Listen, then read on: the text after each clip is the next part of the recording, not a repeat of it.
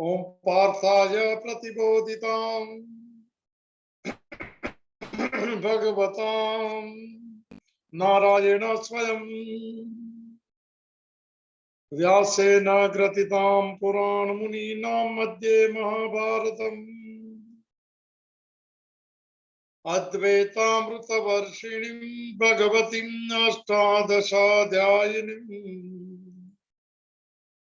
अम्बं त्वामनुसन्दधामि भगवद्गीते भवद्वेषिणीम्।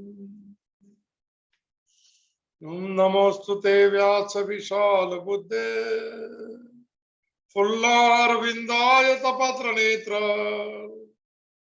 येन त्वया भारत तैलपूर्ण प्रज्वालितो ज्ञानमय प्रदीप प्रपन्न पारिजाताय तोत्रवेत्रे कपाणये ज्ञानमुद्राय कृष्णाय गीतामृतं दुहे नमः। वसुदेवसुतं देवं कंसचाणूरमर्दनं देवकी परमानन्दं कृष्णं वन्दे जगद्गुरुं। भीष्मद्रोणतटा जयद्रथजला गान्धारनीलोत्पला शल्यग्राहवती कृपेण वहनी कर्णेन वेलाकुला अश्वत्थाम विकर्ण घोरमकरा दुर्योधनावर्तिनी सोत्तीर्णो खलु पांडवे रणनदी कैवर्तकः केशव पाराशर्यवचः सरोजममलम् गीतार्धगन्धोत्कटम् नानाख्यानककेसरं हरिकथा सम्बोधनाबोधितं लोके सज्जन शतपदैरहरः पेपीयमानं मुदा भूया भारत पंकजं कलिमलं प्रध्वंसीं नः श्रेयसे मुखं करोति वाचालं पंगुं लंघयते गिरिं यत्कृपातमहं वन्दे परमानन्दं माधवम्। शान्ताकारं भुजगशयनं पद्मनाभं सुरेशं विश्वाधारं गगनसदृशं मेघवर्णं शुभांगं लक्ष्मीकान्तं कमलनयनं योगिभिर्ध्यानगम्यं वन्दे विष्णु भवभयहरं सर्वलोकैकनाथं यं ब्रह्मा वरुणेन्द्र रुद्रमरुतः स्तुन्वन्ति दिव्यैस्तवे वेदैः साङ्गपदक्रमोपनिषदे गायन्ति यं सामगा ध्यानावस्थिततद्गतेन मनसा पश्यन्ति यं योगिनो यस्यान्तं न विदुः सुरासुरगणा देवाय तस्मै नमः। श्रीकृष्णाय वासुदेवाय हरये परमात्मने प्रणतः क्लेशनाशाय गोविन्दाय नमो नमः। अखण्डमण्डलाकारं व्याप्तं येन चराचरं तत्पदं दर्शितं येन तस्मै श्री गुरुवे नमः। ओम श्री हरिं परमानंदं उपदेष्टारं ईश्वरं व्यापकं सर्वलोकानां कारणं तं नमाम्यहं। भवतापप्रणाशिन्ये आनन्दाघनमूर्तये ज्ञान भक्ति प्रदायिने मातस्तुभ्यं नमो नमः। ओम सर्वे भवन्तु सुखिनः, सर्वे सन्तु निरामयाः, सर्वे भद्राणि पश्यन्तु, मा कश्चित् दुःखभाग् भवेत्। ओम शांति शांति शांति। सच्चिदानंद रूपाय विश्वोत्पत्त्यादि हेतवे तापत्र विनाशाय श्री कृष्णाय वयं नमः। मंगलम भगवान विष्णु, मंगलम गरुड़ध्वज, मंगलम पुंडरीकाक्षो, मंगलायतनो हरि। अज्ञानं प्रभवं सर्वं ज्ञानेन प्रविलीयते। ओम प्रपन्न पारिजाताय स्तोत्रवेत्रैकपाणये ज्ञानमुद्राय कृष्णाय गीतामृतं दुहे नमः। हरि ओम तत्सत्, हरि ओम तत्सत्, हरि ओम तत्सत्।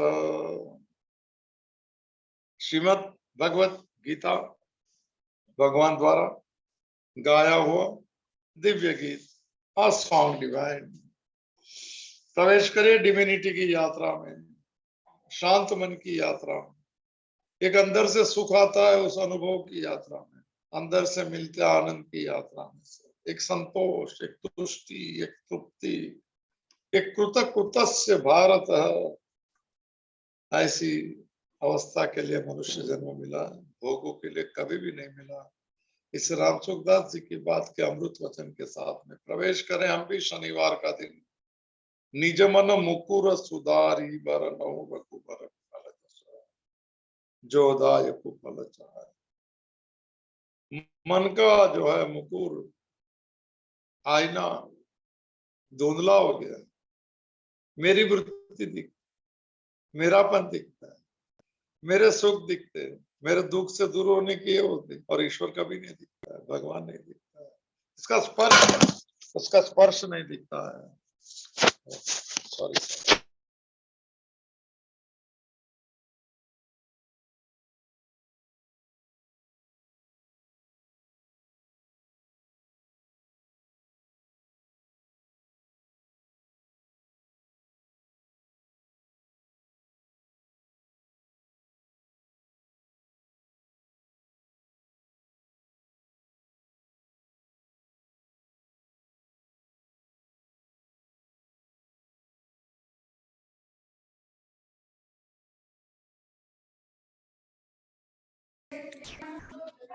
आपकी आवाज म्यूट हो गई है काका।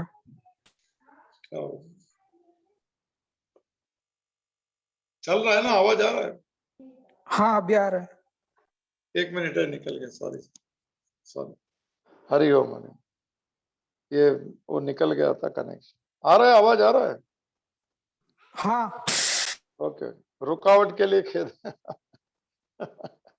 तो वो गिर गया ना, तो उससे कनेक्शन निकल गया। ओके, हरि ओम।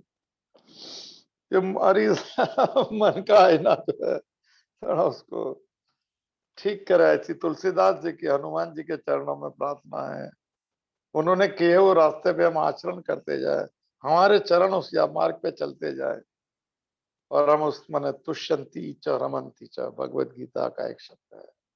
वो संतुष्ट होके आनंद से जीता है, बस यही है जीना है। बेकार में बेमतलब समझे बिगर का मन है, बोझा लेके मत घूमिए।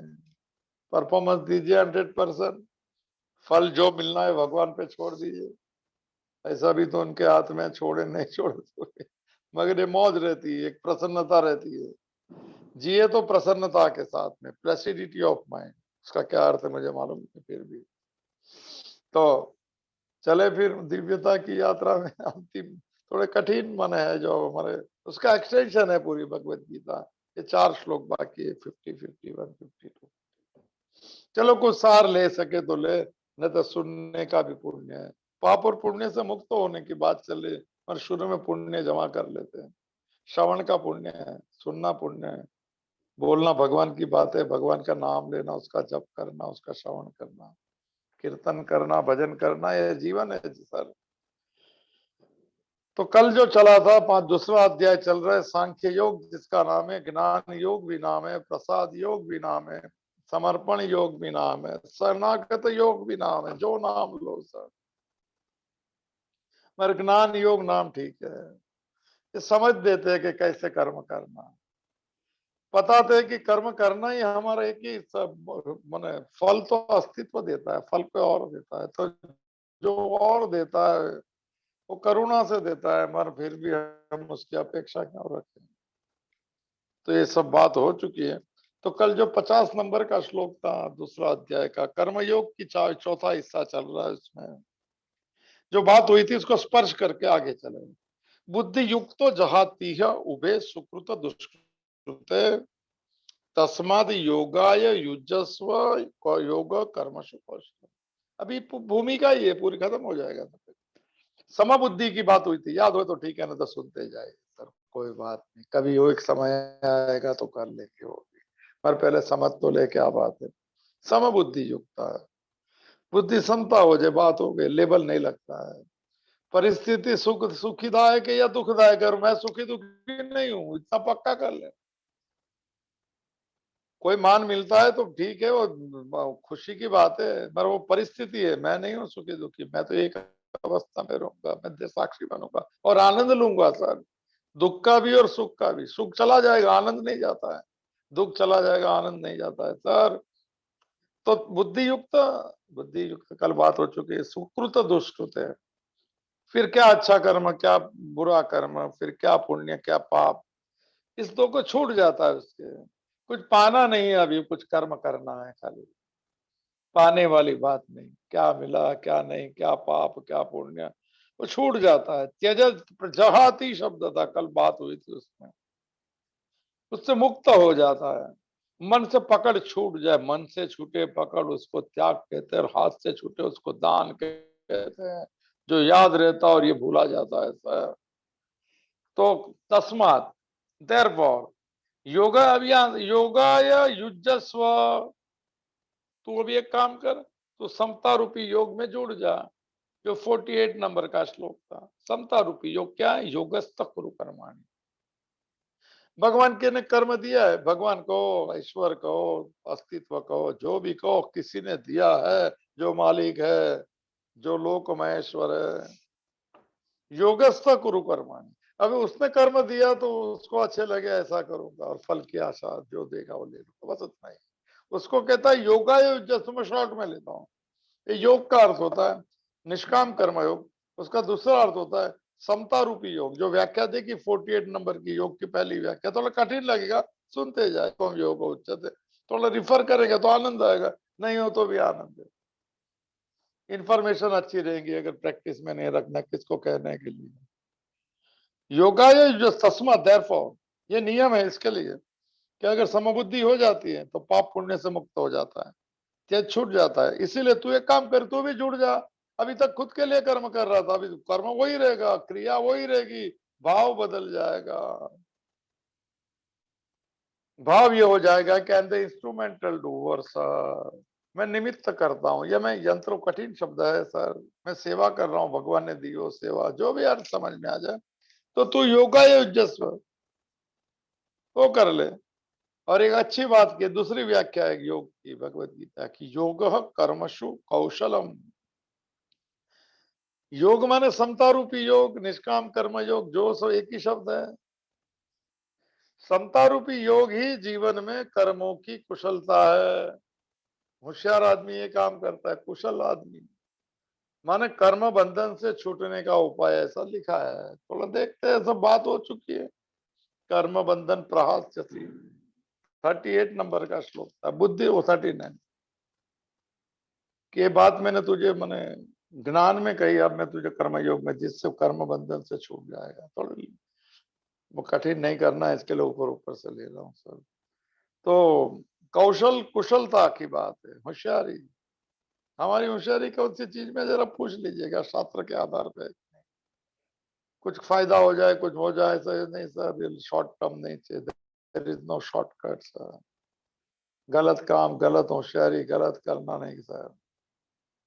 जो गिल्ट जमा करता है, अपराध वृत्ति जमा करती है, ऐसी कोई चीज नहीं मिले तो शांत रहिए सर। ऊपर वाला मालिक बैठा है सर, वो देखता है, किसकी ईमानदारी को देखता है हमारी सर।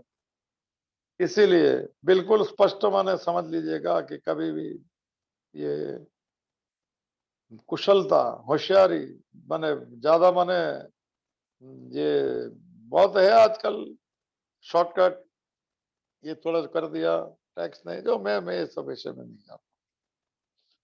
जो शुरू में फायदा देता है मगर बाद में दुख देता है, मन की परेशानी देता है, ऐसी होशियारी कोई काम नहीं। तो ये क्या करना है, ये योग की व्याख्या है दूसरी। योग कर्मशु कौशलम।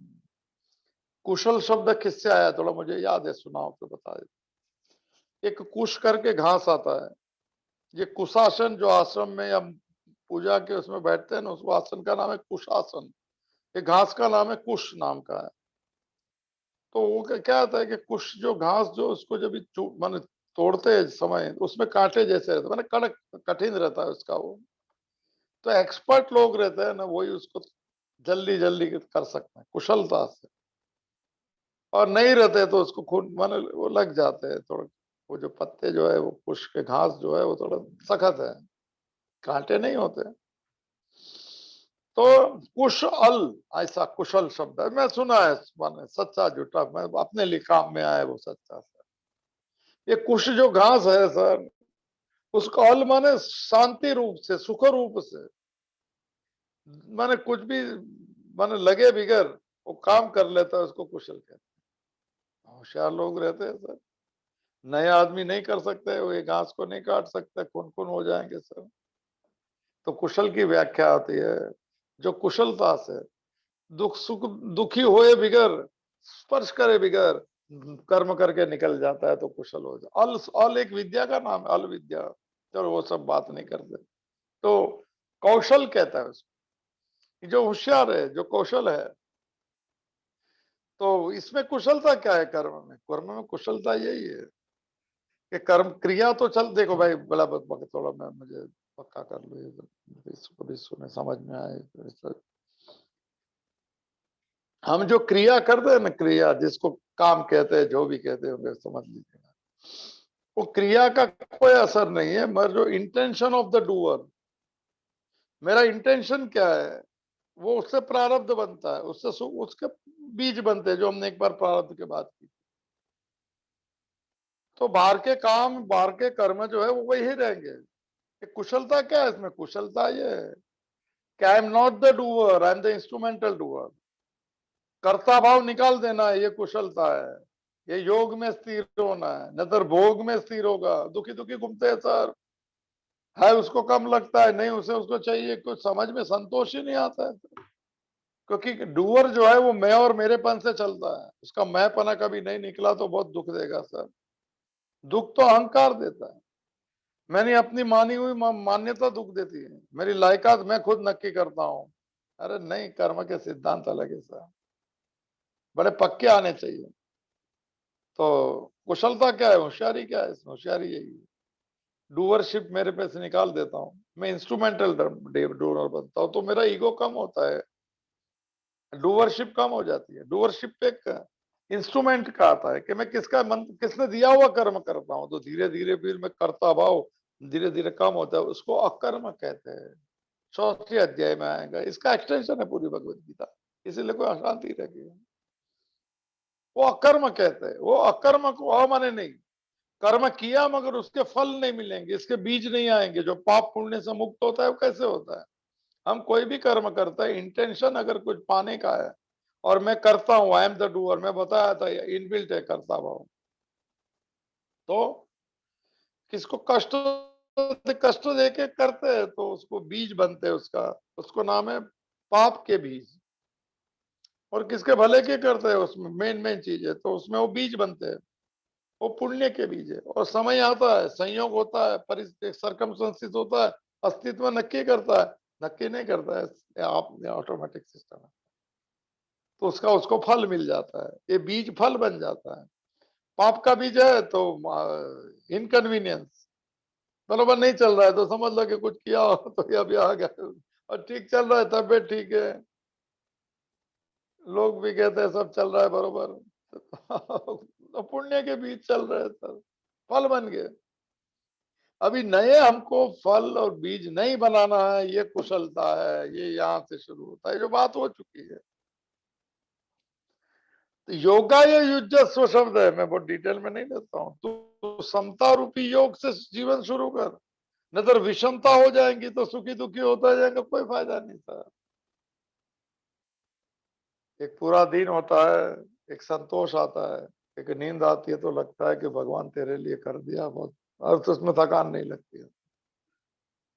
करता भाव, मैं करूं ये करूं, दौड़ा ये भी नहीं सर, दौड़ना है कर्म के लिए करो, मगर हाइपर नहीं, फल की अपेक्षा नहीं, ये मिल जाएगा इट्स बहुत अच्छा, you should be in time, particular बनो, 15 मिनट पहले खड़ा हो, तैयार हो जाओ, 15 मिनट पहले पहुंचो, अपनी कैपेसिटी उतना ही कर्म करो, हाइपर मत बनो, और कम ज्यादा मिले तो स्वीकार कर लो, किससे जरूर होगा तो छोड़ जा, तो मैं सब बात नहीं करता हूँ। तो ये योगा है युजस्व, युजस्व माने जुड़ना, जुड़ना माने एडॉप्ट करना, जुड़ना माने प्रैक्टिस में करना, और मौज कर लो। अभी तक हम किससे जुड़े, डूअरशिप से, जिम्मेदारी घर पे हो, घर चलाना, ये चलाना, क्या चलता नहीं है, रुका हुआ है सर। हम सोचते घर चला रहे, घर नहीं चला रहा है, ईश्वर की कृपा से चल रहा है, जो मुझे कर्म दिया है और मैं करता हूँ, फल तो वो देता है, चलाता वो है सर, घर चलाता है भगवान। आप जो भी समझो, जो भी नाम दो, पक्की बात है सर, धीरे धीरे समझ में आए तो ठीक है, पहले आ जाए तो अच्छा है, ना आए तो भी अच्छा है सर। पर सिद्धांत तो ये भगवत गीता है, उसको अगर पहली बार समझते हो तो पूरा पक्का समझ लेना चाहिए, और ना समझ में आए तो उसको माने छोड़ देना चाहिए। क्योंकि अगर ऐसा लगता है कि पहली बार सुनते और ऐसा नहीं लगता है तो थोड़ा प्रणाम कर दे, फिर समय जब भी परिपक्व होंगे जब भी लीजिएगा, मगर कुछ उसका अन्यथा अर्थ ना ले सके कोई।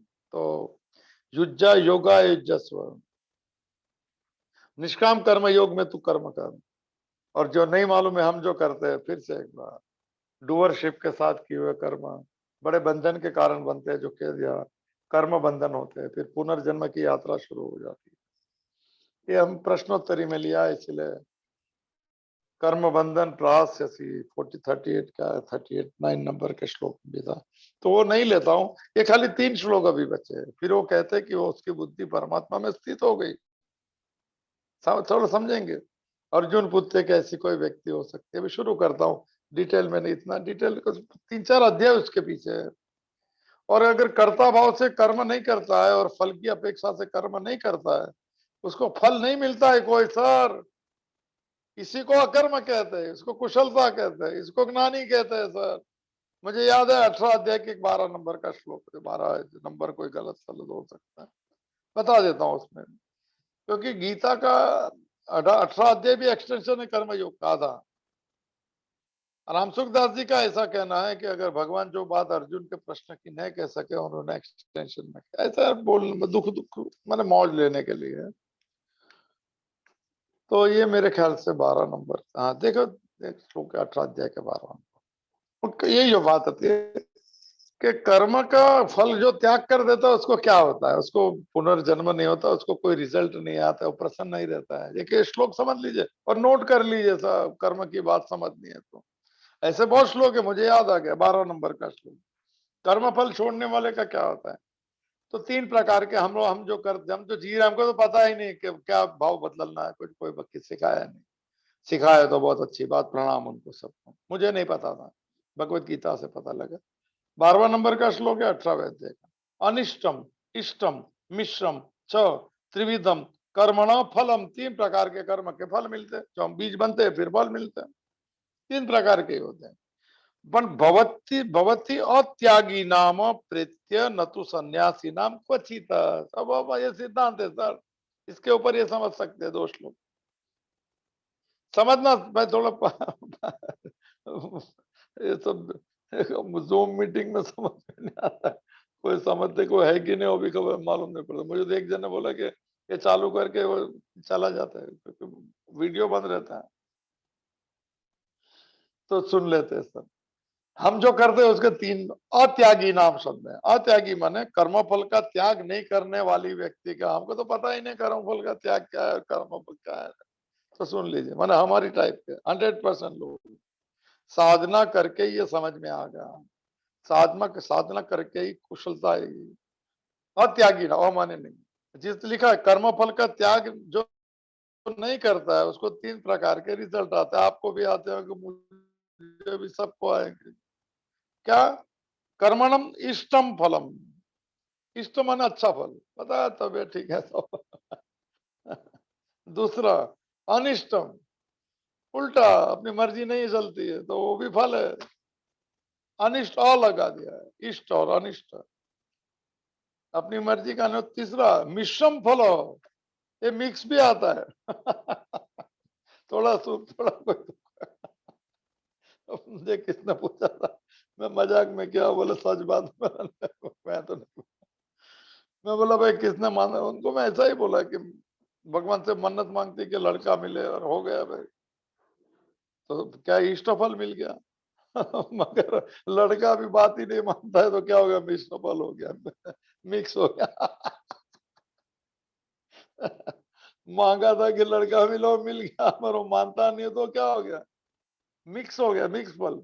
इष्टम अनिष्टम च मिश्रम च, तीन ही प्रकार के रिजल्ट है संसार में। मगर अभी जो है सिद्धांत जिसके पर ये श्लोक चल रहा है, त्रिविधम फलम प्रत्य भवती, ये 3 प्रकार के फल प्रत्य माने मरने के बाद मिलते हैं, ये जीवंत में भी मिल जाएंगे। मगर तू माने परंतु सन्यासी नाम क्वचित न, इसमें लिखा है कर्म फल का त्याग करने वाले व्यक्ति के कर्म का फल का कोई भी काल में फल नहीं मिलता है सर। कोई पूछेगा तो 12 नंबर बता देना, एक 2-3 माने भगवत गीता रखना घर में, कोई पूछ ले गलती से समझ में नहीं आते तो प्रेजेंट दे देना, बोले खाली देखते रहना, फोटो भी देखना, अर्जुन का उपदेश नहीं पढ़े तो कोई बात नहीं, तो सुनने धीरे धीरे शुरू हो जाए। रूम कमरे का वाइब्रेशन बदली हो सकता है, अगर भाव है तो, नहीं है तो भी बदली होगा। सॉरी, ये सब स्पिरिचुअल वाइब्रेशन है, भगवत गीता के श्लोक। लगता है कुछ नहीं हो रहा है, मगर धीरे धीरे बीज टूटता है, धीरे धीरे अज्ञान छूटता है, धीरे धीरे, बहुत समय लगता है। जैसे बहुत बीज ऐसे होते हैं, इसके फल आने को 10 साल, 20 साल, 25 साल लगते हैं। ये भगवत गीता के भी यही है। स्पिरिचुअल वाइब्रेशन धीरे धीरे कर वाइब्रेट करता है तो टूटता है, फिर स्वभाव बदलता है, फिर धीरे धीरे शुरू होता है। हमारा भी ऐसा ही होगा, कोई जल्दी नहीं। शने शने ऊपर तो बुद्धि ध्रुति गृहित, 6ठे अध्याय का एक श्लोक है, ध्यान योग टॉप क्लास अध्याय। शने शने, शने से मैंने धीरे धीरे, शने शने उपरत बुद्धि ध्रुति गृहितया आत्म संस्तम मन कृत्वा किंचित अपनी न चिंतित, 25 नंबर का श्लोक है सर। शनि शनि धीरे धीरे मन को शांत करना, क्यों लिखा नहीं है, बहुत जन्मों की बंधन है, बहुत जन्मों की मान्यता, जल्दी नहीं छूटती, ऐसे एक आध दिन सुन के थोड़ी छूट जाती, क्या बात है। हाथ वैरागी, अगर समय पक गया तो जैसे रत्नाकर डाकू को खाली नारद जी ने पूछ लिया कि तुम जो कर रहे हो उसको पाप कहते, घर में जाके पूछ के आओ कि पाप के भागीदार वो है कि नहीं, तुम तुम्हारे परिवार के लिए गलत काम कर रहे हो, लूट फूट कर रहे हो, तो जाके पूछ लेता। उसने बोला नहीं सर, हमारी कोई जिम्मेदारी नहीं, आपका काम है घर चलाना, गलत करके तो पाप आपको लगा, हमें तो नहीं लगेगा। वैराग्य आ गया, तैयार हो गया था। आगे नारद जी को पूछ लिया, नारद जी ने पूछा भी नहीं कि क्या कहा, उन्होंने मालूम है क्या कहेगा संसार। और रत्नाकर डाकू ने पूछा मुझे क्या करना है, उन्होंने बोला राम नाम ले, और वो वाल्मीकि बन गए सर। ये बात है, कोई तैयार है तो उसको एक शब्द, क्योंकि समय पक गया था, बहुत जन्मों की साधना होता है, लगते संसारी, पूर्व जन्मों की स्मृति आ जाती है तो कभी कभी योग भ्रष्ट मन पा जाते हैं सर, हम भी हो सकते हैं कोई पूर्व जन्म के। रामकृष्ण परमहंस जा रहे, कहते हैं कि 11 साल की उम्र थी, कुरमुरा खाते खाते जंगल खेतों से निकल रहे, ऊपर माने बादल छा के बारिश का समय होगा, काला हो गया आकाश। ऊपर देखा उन्होंने, 2 सफेद माने पक्षी की एक जोड़ी पक्षी की काले माने बादल में दिख गई, और बोलते गिर के बेहोश हो गए। एक दो दिन के बाद में होश आया तो भाई लोगों ने कहा कुछ भूत प्रेत लग गया, क्या लग गया सर। मैं कहते हैं कि बात कुछ अलग करने लग गया। ये अगर जो चित्र देखा है तो हो सकता है कि उनके पूर्व जन्म के इसमें कोई ऐसा कनेक्शन होगा जो अभी समय पकने पर वो याद आ जाता है सर। गीता जो 6 अध्याय का योग भ्रष्ट कहते हैं वो इस तरह का है। बुद्ध को तो बहुत साल के बाद में माने भोगने के बाद में वो आ गया कि वैराग्य आ गया, समय लगता है सर। 40 साल के बाद निकले माने यूथ कॉन्फ्रेंस की ओपनिंग के लिए। पिताजी नहीं है, चन्ना माने सारथी सर। पूर्व जन्म के यात्रा चल रही योग भ्रष्टों की सर। 6 अध्याय में शब्द है योग भ्रष्ट। चूक गया ये जन्म में, अगले जन्म में पा लेगा। मगर शुरू में नहीं है, विश्व भोग के संस्कार पूरे करेंगे। किया भगवान बुद्ध ने। सिद्धार्थ गौतम निकला यूथ कॉन्फ्रेंस की मीटिंग में, समय अभी मौज कर रहा है सर वो। और कहता है कि उसने बोला कि थोड़ा बाहर ले चलो रथ को। कहते हैं कि यू आर नॉट अलाउड। उनके जन्म के समय पे ज्योतिषों को बुलाया गया था। इसका पिताजी ने कहा, पूछा था कि भाई बताओ ये चक्रवर्ती बनेगा क्या बनेगा। तो ज्योतिषों ने कहा कि दो संभावना है, या चक्रवर्ती बनेगा तो बड़ा सम्राट बनेगा, नहीं तो बड़ा माने साधु बन जाएगा। उसने बोला नहीं, दो में नहीं, एक दो ही में संभावना है, एक कोई एक बात करो।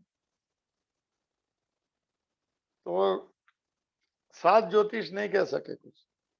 8वां जो माने नाम मुझे याद नहीं आता, बहुत सारे कोई देख के बता देना कल पर। उसने कहा कि नहीं, एक ही संभावना है, ये सन्यासी बनेगा। तो कहता है कि ऐसा क्या उपाय है कि सन्यासी ना बने। बोले उसके सामने कोई माने वैराग्य की चीज नहीं देखनी चाहिए इसने। देखिए क्या तैयारी की थी, पता नहीं योग भ्रष्ट कुछ नहीं करा, उसको कोई असर नहीं हुआ। कोई बीमार आदमी नहीं दिखना चाहिए, कोई मृत्यु उसके सामने नहीं होनी चाहिए। अरे कहते हैं कि ये जो बगीचा जो है उसमें भी सूखे हुए माने सूखे हुए पत्ते नहीं चाहिए, वो देख के वैराग्य हो सकता है, इतना कठिन। और एक रिस्ट्रिक्शन हो गया कि गांव ही अलग बन गया सिद्धार्थ गौतम के लिए, और भोग में रख गए उसको पता ही नहीं कुछ। उनको मालूम नहीं कि इसको नहीं रोके ना रोक सकता है ये। कहते हैं कि चल दिया रथ को। चन्ना को कहा कि रथ वाले बोले नॉट अलाउड सर। उसने बोला किसने नियम रखा है, तुम्हारे पिताजी ने। अभी पिताजी कहाँ है, वो बाहर है। तो उसके बदले में कौन है, बोले मैं हूँ। तो युवराज का ऑर्डर है सर। समय होता है ना जब ये निकल जाती है यात्रा, समय पक जाता है ना, तो भगवत गीता हाथ में आती है, याद रखना सर, अभी भले नहीं लगे। ये होगी शुरुआत। मुझे बहुत साल के बाद में लग रहा है कि जीवन क्या होता था नहीं मिलता, अभी आज लग रहा है, इतना साल नहीं लगता था। आपको भी समय लग सकता है, ये बात चल रही है। और कहते हैं कि रथ बाहर निकला है सर, और सामने से जैसे निकला तो एक आदमी लकड़ी लेके झुक के चल रहा है। इसने कभी ऐसा आदमी कोई नहीं देखा, सिद्धार्थ गौतम ने।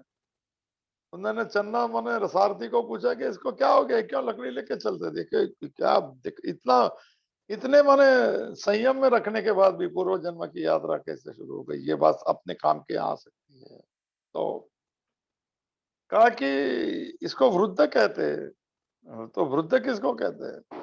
बस ये शरीर की अवस्था है, 4 अवस्था है, जन्म मृत्यु जरा व्याधि दुख दोषानुदर्शनम। भगवत गीता कहती है 13वें अध्याय में। जन्म है, मृत्यु है शरीर का, जरा है और व्याधि है, बुढ़ापा है, व्याधि माने बीमारी भी है, दुख दोषानुदर्शनम 13वां अध्याय, उसमें नहीं जाता हूँ। तो बोले शरीर की अवस्था है, सबको होती है वृद्धावस्था है। और उसने चन्ना ने कह दिया गुरु बन गया हूँ। सारथी था, सारथी तो सब गुरु होते हैं सर। सारथी तो एक ही है, भगवान कृष्ण है, दूसरे भी सारथी, ये भी सारथी है। हमको जो भी उस मार्ग पे ले सके सब सारथी है। तो कह दिया कि ये अवस्था मुझे भी आएंगी और तुमको भी आएंगी, आगे ले लो रथ। पूर्व जन्म के संस्कार है, ये देखने से वैराग्य आ गया, ये वाली बात चल रही है सर। तो कहता है कि रथ आगे चला और चार आदमी खटिया में से चार आदमी श्री राम लेके जा रहे हैं। अरे बोले ये आदमी उसने क्या पूछा? मैं सिद्धार्थ गौतम ने। इतना बड़ा ये देश 9वां अवतार है हमारा। कृष्ण के बाद में बुद्ध का अवतार है, 10 अवतार में। और जो देखो क्या पूछता है उन्होंने क्या पूछा है कि आदमी खटिया पे क्यों सोए, चलता क्यों नहीं है? इन्होंने मृत्यु कभी नहीं देखा यार, क्या बात है यार। ये सबसे बड़ा ज्ञानी हो गया। Enlighten one, Buddha is a title given sir, नाम है सिद्धार्थ गौतम। तो कहते आदमी चलता क्यों नहीं है? बोले उसका हरे राम हरे कृष्ण हो गया, क्या भला पता नहीं चलना सारथी ने। तो बोले ये क्या क्या हुआ? बोलता है अभी नहीं उठ पाएगा, इसीलिए कोई लोग उठा के लेके जाते हैं उसको। शम्मा तक नहीं जलती है आज उनकी तुरबत पे। बड़े नामवर बेनिशाह कैसे कैसे कैसे, तो ये नहीं उठ पाएगा। तो इसने पूछ लिया सिद्धार्थ गौतम ने कि ये मुझे और तुम्हें भी होगा? बोले हम दोनों को हो सकता, रस ले लो। कहते एक मन बीमार आदमी बैठा था, बोले इसको क्या हो गया? ये तो बोले इसको बीमारी बोलते, बोले ये मुझे और तुम में आ सकती है। इसने बोला भी सीधा वापस ले लो। कहते हैं कि संध्या का समय है, यही तो सीन होगा, सब पूर्व जन्म की साधना। अवतार है, ऐसा नहीं बोल सकता, छूट ले सकता है थोड़ी हमारे साथ वो प्रसंग को जोड़ने के लिए। कहते हैं कि संध्या का समय है, लाली आ गई है सूर्य के अंदर, जो अरुणोदय में रहती वही लाली अंत में रहती है। जो बचपन शुरू होता है वही बुढ़ापे में, वैसा ही पूरा दिन का नियम और जीवन का भी वही नियम। और कहते हैं कि देख लिया एक मने बाल जिसने मने मुंडन किया है, लाल वस्त्र पहना है, वो बहुत जल्दी जल्दी दौड़ रहा है, चल रहा है। सिद्धार्थ गौतम ने पूछ लिया कि ये कौन है और ये क्या कर रहा है? ऐसा क्यों का इसने ऐसे कपड़े क्यों पहने, उसने बाल क्यों मुंडन कर दिया है? चन्ना ने कहा गुरु बन गया, बुद्ध का गुरु सर, बड़ी सौभाग्य की बात। और कह दिया कि 3 अवस्था में छूटने के लिए इसे जल्दी वो ढूंढने जा रहा है कि ऐसा क्या करो ते बुढ़ापा ना आए, मृत्यु न और बीमारी नहीं आए। बुद्ध ने कहा बस हो गया। सिद्धार्थ गौतम ने कहा और कह दिया रात को 12 बजे रथ तैयार रख देना। पर ये पूर्व जन्म की बात है, हमारे में हो सकता है कोई शब्द कोई बात कोई, भाई योग भ्रष्ट हो सकते हैं। बुद्ध को 40 साल के बाद में समझ पाया। हमको अभी आ जाए तो अच्छी बात है, नहीं आए तो फिर अगले जन्म में। यात्रा शुरू हो गई, अभिक्रम का नाश नहीं होता है, 40 नंबर का श्लोक। और 12 बजे कहते हैं सारथी समझ गया था कि कोई साधारण नहीं है। और पत्नी को भी छोड़ दिया, पुत्र को भी छोड़ दिया और चला गया। कह दिया कि बस सीमा तक छोड़ दे मुझे, मैं जंगल की ओर जा रहा हूँ। सारथी तो है सर, गुरु है। उसने पूछा क्या बात है? लोग जीवन भर महलों में रहने के सपने देखते हैं, तुम्हारे पास धन की सुख है, राजा है, सब सत्ता है, सब है, जो चाहिए वो पानी मांगे दूध सब है, क्या बात है सर? तुमको ऐसा क्या दिख गया कि छोड़ रहे हो? सिद्धार्थ गौतम का वैराग्य बोलता है मुझे उसमें आग दिखती है। अरे बोले धन में आग दिखती है, कोई महल में आग दिखती है? उन्होंने कहा चन्ना तुम तो भोग नहीं भोगा है, तुम महल को बाहर से देखा है, मैं अंदर रहा हूँ। तुमने धन नहीं देखा है, मैंने हाथ से देखा है, और मुझे उसमें आग लगती है। तो कहाँ जाएंगे? जंगल में मुझे शीतलता लगती है। बाल उसने अपने हाथ से बाल काटे, जब चन्ना ने ना बोला कि मैं नहीं देख सकता, इतने खूबसूरत बाल मैंने किसके देखे नहीं साहब, मेरे हाथ से इसको बोले, इसमें भी मुझे आग लग दिख रही। वैराग्य की चरम सीमा है सर, मुझे इसमें भी आग लग रही। और उसमें शीतल, चंदा ने बोला मैं नहीं देख पाऊंगा, इतना नहीं कर सकता। और कहते हैं कि 12 साल के बाद में जब भी मैंने बुद्ध बन गए, नाम था एनलाइटन वन। रविन्द्रनाथ टैगोर की कविता शायद में कहा है कि नहीं, मुझे पता नहीं, पसंद अच्छा लगता है सुनने को।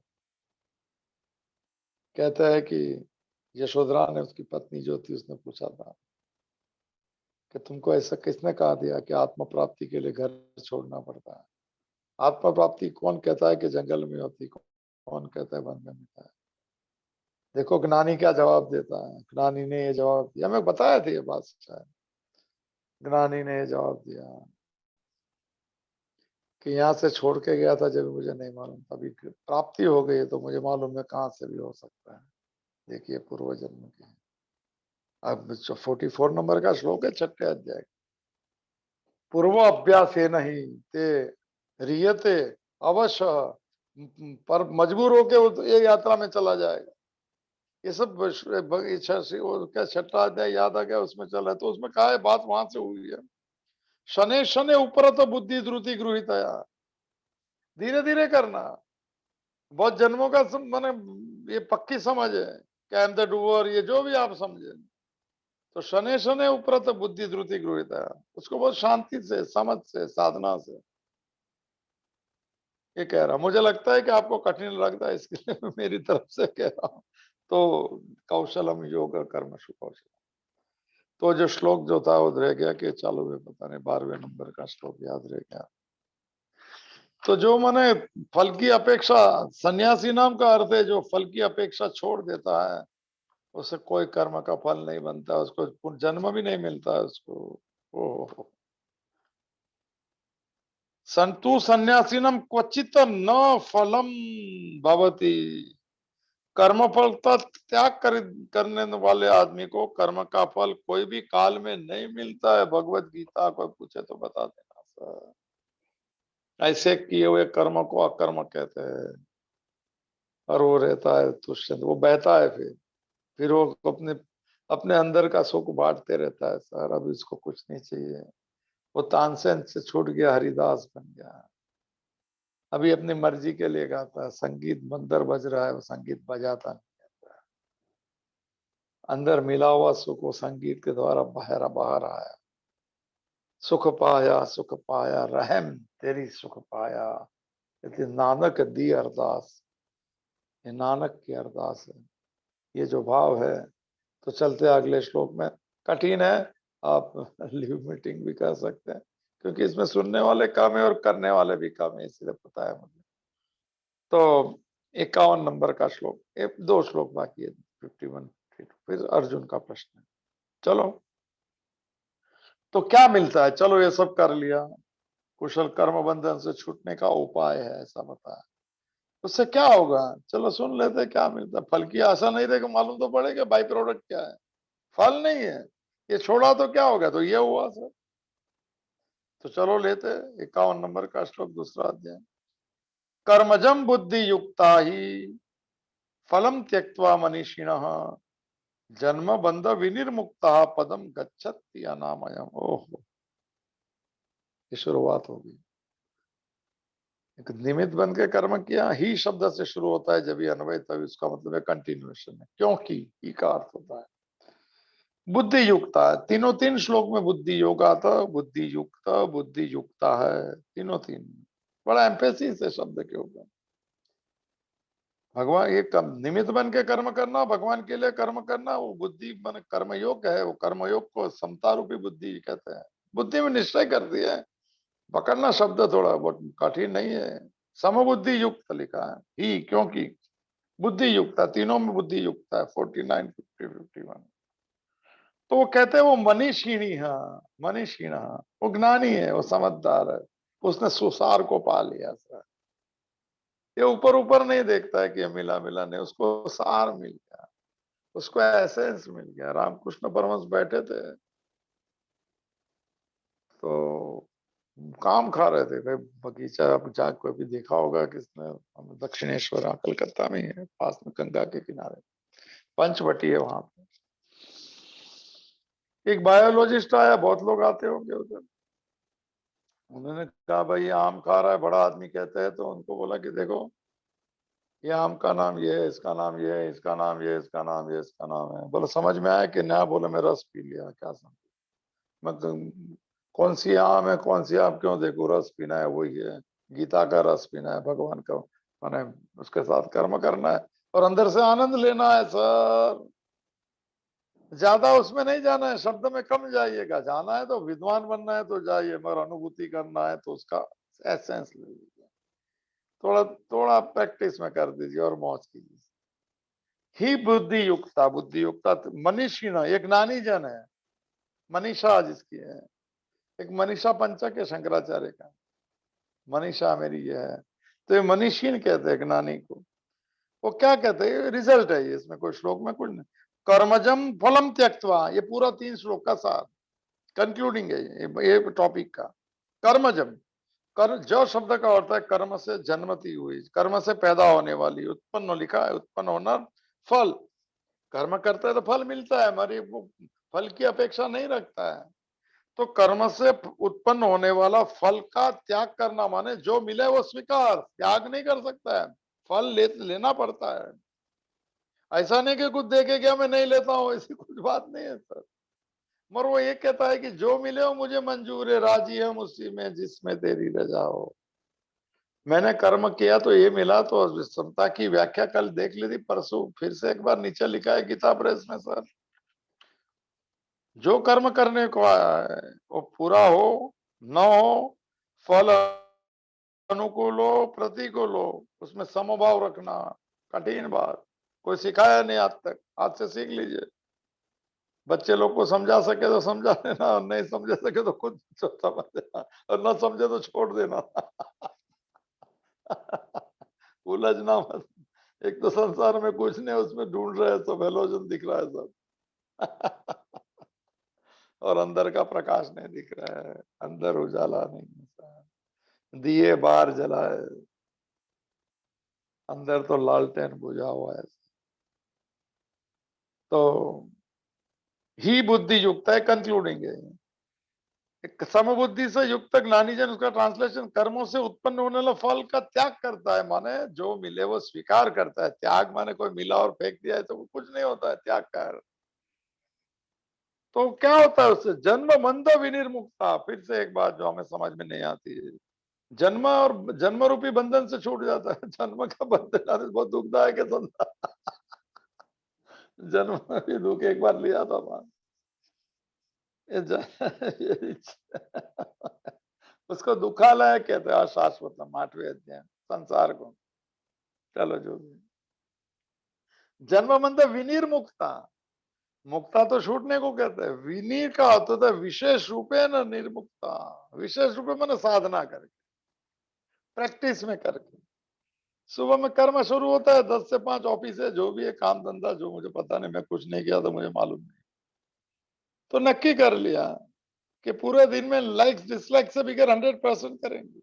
मिलना है भगवान की मर्जी, मिलना तो है, कर्म होगा तो, और उसकी मर्जी पे छोड़ देता हूं, बस धीरे धीरे ऐसा। बहुत दिन के बाद में लगता है नहीं छोड़ता तो भी उसकी मर्जी से होता है, तो पकड़ के रखता तो भी वही होने वाला था, मगर मैं छोड़ने गया तो अंदर प्रसन्नता आती गई, फिर जो मिलता है वो ज्यादा दिखने लगा, उसमें संतोष ज्यादा आने लगा सर। जन्म बंध विनिर्मुक्ता विशेष रूपे न मुक्त, उससे क्या होगा आखिरी में, अनामयम पदम और गच्छन्ति, क्या बात है सर। अनामयम का अर्थ होता है निर्विकार, कोई विकार नहीं होता, वही समता का अर्थ है, ब्रह्म स्थिति, आत्म स्थिति, भगवत भाव में स्थित होना। अनाम गच्छन्ति पदम अनामय, हम जो श्लोक लेते हैं वो एक निरामय शब्द बोलते हैं, सर्वे भवन्तु सुखिनः सर्वे संतु निरामय, ये अनामय और निरामय एक ही शब्द है। हमें स्वस्थ कर, निर्मुक्त, माने बीमारी से मुक्त कर दो, विकार से मुक्त कर दो, निरोगी कर दो। अनामय निरामय दोनों शब्द हैं, और मेरे ख्याल से सत्वगुण का लक्षण है 14 अध्याय में, वहां भी अनामयम लिखा है, यही शब्द है।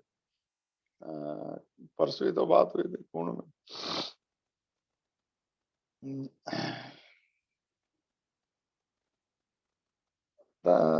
दुख सुख संज्ञा न ज्ञान, आगे क्या है? बोलो पूरा नाम है, देखना पड़ेगा। याद है पूरा 14वें अध्याय, सत्वगुण का लक्षण में अनामय शब्द है, ऐसा लगता है नहीं भी हो सकता है, शास्त्र किसी का नहीं है सर, जितनी कृपा है उतनी लेने का। निर्मलत्वात् प्रकाशकम अनामम, याद आ गया, तन्नी बदनाती कौनते सुख संज्ञा न ज्ञान संज्ञा, निर्मलत्वात् प्रकाशकम और अनामयम, विकार नहीं आते हैं।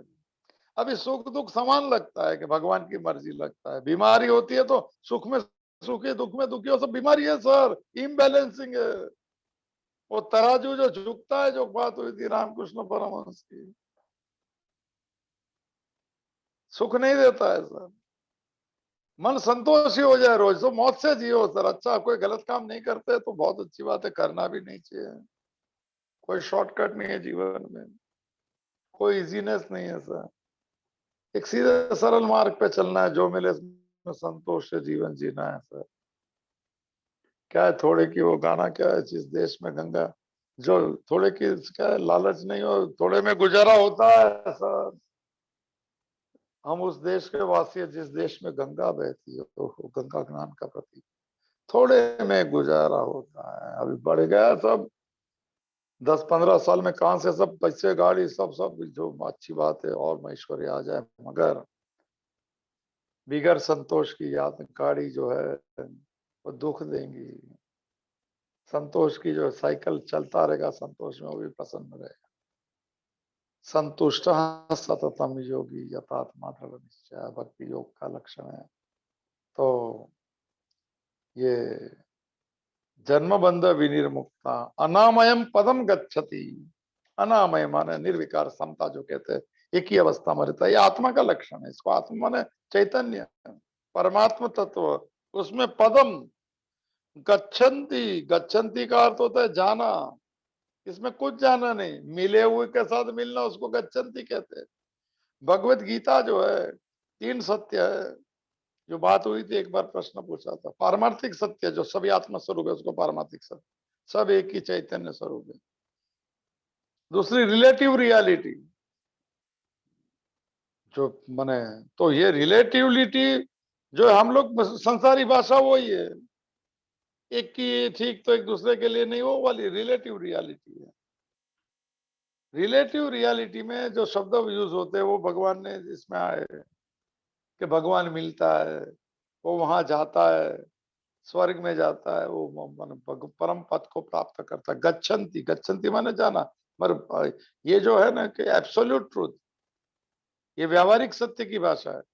एब्सोल्यूट ट्रुथ बोला नहीं जाता है, और जब भी बोला जाता है तो संसारिक भाषा में बोला जाता है, व्यावहारिक सत्य में बोला जाता है। इसीलिए लिखा है गच्छन्ति, वो उधर जाता है आत्मा। तो किधर जाता नहीं, अंदर साथ में ही रहता है आत्मा, उसमें जाता है, उसके साथ मन मिलता है।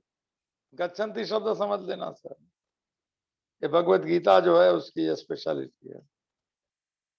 क्योंकि आत्म प्राप्ति की बात वर्ड शब्द से बोली नहीं जाती, और बोलना है तो भाई करुणा भी है, कहना भी हमको। तो गच्छन्ति का अर्थ होता है जाना नहीं, या मन का डूबना, या अंदर की अनुभूति। परम परम पदम गच्छति। अनामयम, अनम फिर निर्विकार होता है, फिर सुखी दुखी को बीमारी कहते हैं सर। अनामयम, अमय कहते हैं उसको, माने विकार हो गया, बदलाहट हो गई। एक स्थिर रहता है, शांत रहता है, कर्म करता है, अंदर से मौज लेता है, बाहर शायद किसको पता भी ना चले। थोड़ा थोड़ा शुरू कर दीजिएगा। डूबो तो ऐसे सुकून से डूबो के लहरों को भी पता ना चले। कर रहे पता भी नहीं किसको, अंदर मौज लेते, बोले क्या करें, बोले थोड़ा दिमाग हट गया, बोला ऐसा ही होता है, मजा आती है। तो ये गच्छन्ति पदम अनामयम बड़ा व्याख्या का विषय है, पर हमको व्याख्या की कोई जरूरत नहीं। हमको तो ये दिखा रहे कि आखिरी में ये होता है, हम तो शुरू कर रहे हैं ना सर। और ये मंजिल भी दिखा रहे, मंजिल पे ये होता है। और अभी यहाँ से 2 ही श्लोक बाकी अर्जुन के प्रश्न। तो वो माने, एक मिनट, कुछ कर, निर्वेदम शब्द का वैराग्य, और अभी वैराग्य को प्राप्त करेगा, और फिर परमात्मा का जगत है उसमें स्थिर हो गया। वो 2 श्लोक 52-53। आज लू के कल लू। 4-5 मिनट बाकी, कल दोनों ले लेता हूँ, फिर अर्जुन के प्रश्न से शुरू करता है। अभी कहाँ ले चला जाए पता नहीं। तो बुद्धि शुद्ध स्वच्छ परमात्मा प्राप्ति हो गया, उसका कथन जो है ये श्लोक लिखा है सर। 52 और 53 कल लेंगे, फिर अर्जुन के प्रश्न से यात्रा शुरू करेंगे। अरे वो मैंने क्या बात, कर्म, हाँ ये जो जन्म गच्छन्ति अनामयम, ये ले लिया ना श्लोक, गच्छन्ति पदम अनामयम। हाँ 51 नंबर, ज्ञानेश्वरी का भाव वाक्य देखो भाई, ऊपर साथ सामने पड़ा है, कहते हैं कि ऐसा नहीं छोड़ सकते हैं, आशीर्वाद लो। ज्ञानेश्वरी का वचन जो है इस श्लोक का, गच्छन्ति पदमनमयम्, थोड़ा थोड़ा मुंह पे कर लीजिए, मौज आएंगे सर। तो ज्ञानेश्वरी का आशीर्वाद है गीता भाष्य। ऐसे लोग यदि कर्म करते भी है तो भी वे कभी कर्म फल में आसक्त नहीं होते हैं, मुझे ये मिले वो मिले। और यही कारण है कि वे जन्म और मरण के चक्कर में भी नहीं पड़ते। नहीं पड़ते माने अस्तित्व उसको नहीं गिरता है इसमें। इसके बाद में है धनुर्धर। धनुर्धर है बुद्धि योग से सिद्ध होते ही वे लोग सारे के सारे दुखों से रहित होकर यह परम अविनाशी ब्रह्मानंद से ओत पोत पद को प्राप्त करते हैं। ट्रांसलेशन सर ज्ञानेश्वरी का कल गुजराती ले लेता हूँ, दोनों देख लेते हैं। कुछ माने जो भी हो ठीक ही होगा। गीता प्रेस गोरखपुर से तो ऑथेंटिक कोई है नहीं, फिर भी इतना सरल, चलो कोई बात। तो उनके भी आशीर्वाद कर लेंगे। रविवार के दिन चलेंगे। आज भाव बीज है, उनकी भी सबको बधाई। घर के अंदर परिवार में एक संतोष, एक दूसरे के प्रति त्याग का भाव देने का इस वाले कर बनने का प्रयत्न करना। तो बस कल रविवार के दिन चलेंगे आखिरी 2 यात्रा में। मोह कलिलम यदा गंतासी निर्वेदा, मोह छूटते गया और ये वैराग्य की ओर चलने लगा और फिर परमात्मा में स्थित हो गया। और अर्जुन पूछ ले गया ऐसी कोई व्यक्ति है क्या? भगवान कह सकते हैं मैं हूं, बोले तुम तो मेरे दोस्त है, तुम कहाँ हो? इसीलिए भगवान थर्ड पार्टी में कहेंगे कि स्थित प्रज्ञ से का भाषा। टॉप क्लास श्लोक सर, धीरे आराम से लेंगे, पूरा एक्सटेंशन है। थोड़ा धीरज रखेगा, 2-3 लोग आएंगे तो भी चलेगा, शांति रखिएगा और मौज कीजिएगा। तो चलो फिर कल मुलाकात होंगी। आज के लिए इतना ही बस। पूर्णमदः पूर्णमिदं पूर्णात् पूर्णमुदच्यते पूर्णस्य पूर्णमादाय पूर्णमेवावशिष्यते। ओम शांति ही शांति ही शांति ही। ध्रुते चित्ते प्रविष्टायाः गोविंद आकार स्थिराः तन्मे मनः शिव संकल्पमस्तु। तन्मे मनः शिव संकल्पमस्तु। तन्मे मनः शिव संकल्पमस्तु। हरि ओम तत्सत। हरि ओम तत्सत। हरि ओम तत्सत। महादेव महादेव महादेव कृपा आदेश आदेश।